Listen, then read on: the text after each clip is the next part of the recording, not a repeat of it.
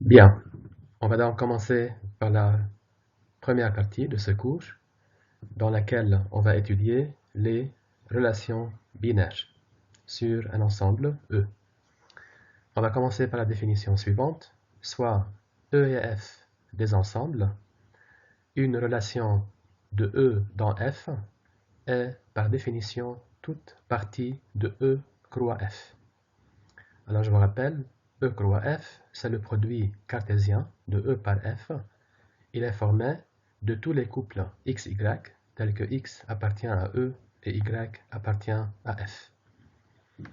Alors, par définition, toute partie de E croix F est appelée une relation de E dans F, ou une relation de E vers F.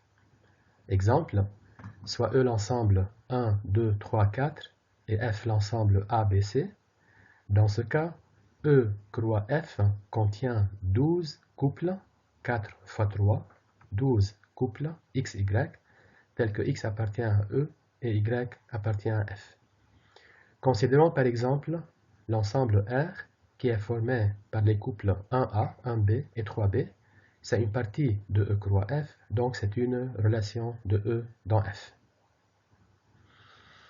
Alors, lorsque le couple XY appartient à R, on va écrire que X RY et on va dire que X est en relation avec Y. Et si XY n'appartient pas à R, donc si XY est un élément de E croix F, mais qui n'appartient pas à R, on va dire que X n'est pas en relation avec Y et on va écrire comme ceci. Donc, dans ce chapitre, on va étudier les relations binaires. Alors, qu'est-ce que c'est une relation binaire sur un ensemble E? C'est tout simplement une relation de E vers E. Une relation de E vers E. Donc, dans le cas particulier où E est égal à F, on parle d'une relation binaire. Alors, par définition, soit E un ensemble, une relation binaire sur E, c'est par définition toute partie de E croix E. Autrement dit, c'est toute relation de E vers E.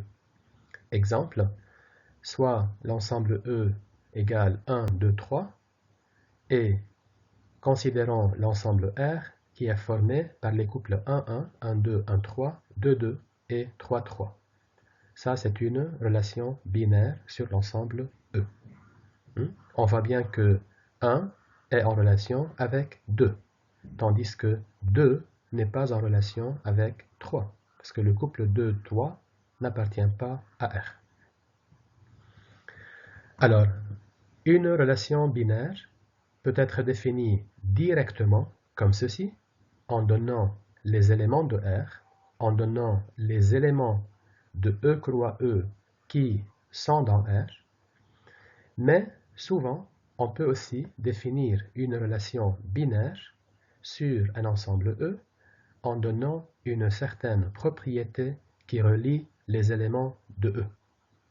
Donc, regardez comment je vais définir la même relation précédente avec une propriété, soit E, l'ensemble 1, 2, 3, le même ensemble, et soit R, la relation binaire définie sur l'ensemble E comme ceci. Quel que soit xy appartenant à E, x ry, si et seulement si x divise y. Donc, cette propriété, elle va relier certains éléments de E. Regardez donc, si on veut écrire les éléments de R, qui sont les couples xy tels que x divise y, bien sûr les éléments de E, ben, il y a 1, 1, puisque 1 divise 1, 1, 2, 1, 3, puisque 1 divise 3, il y a 2, 2, puisque 2 divise 2, et il y a 3, 3. Vous voyez que par exemple le couple 2, 3 n'est pas un élément de R, puisque 2 ne divise pas 3. Donc la relation R peut être définie directement en donnant ces éléments, ou elle peut être aussi définie à l'aide d'une propriété qui relie certains éléments de E.